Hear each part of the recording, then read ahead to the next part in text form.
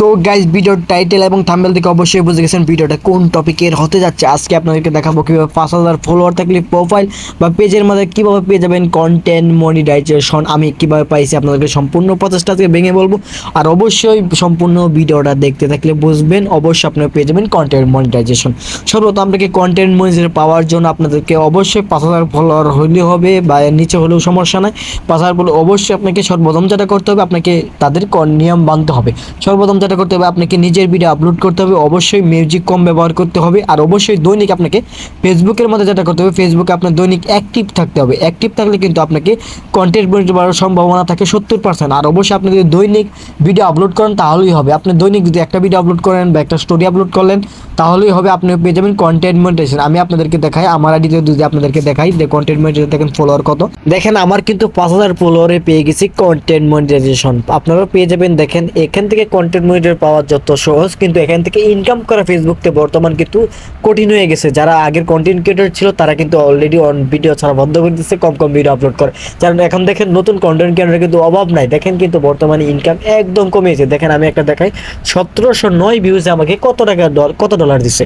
দেখেন এখানে এঙ্গেজমেন্ট পাইছি আমি 190, কিন্তু আর্নিংয়ের জায়গায় দেখেন $0। আমি কিন্তু এখান থেকে $1 ইনকাম করতে পারি নাই। অবশ্যই আপনারা কিন্তু ফেসবুকে যেমন রকম সহজ আপনি কন্টেন্ট মনিটাইজেশন পাওয়া, এর থেকে কঠিন হয়ে গেছে আপনাদেরকে ফেসবুক থেকে আর্নিং করা। আর অবশ্যই এখান থেকে সবাই ফেসবুকের থেকে কম বেশি কন্টেন্ট মনিটাইজেশন পেয়ে যাবেন, কেউ আগে কেউ পরে। আর অবশ্যই কোন আইডিয়ার কোন প্রোফাইলে পাবেন, যাদের কপি ভিডিও আপলোড করেন না। অনেকজন আছেন যারা বড় বড় সেলিব্রিটির ভিডিও করে, তাদের ভিডিও কী করেন কেটে এনে আপনার ভিডিও স্ক্রিপ্ট লাগাই দেন, তাহলে কিন্তু আপনার কন্টেন্ট মনিটাইজেশন পাওয়ার কোনো সম্ভাবনাই থাকে না।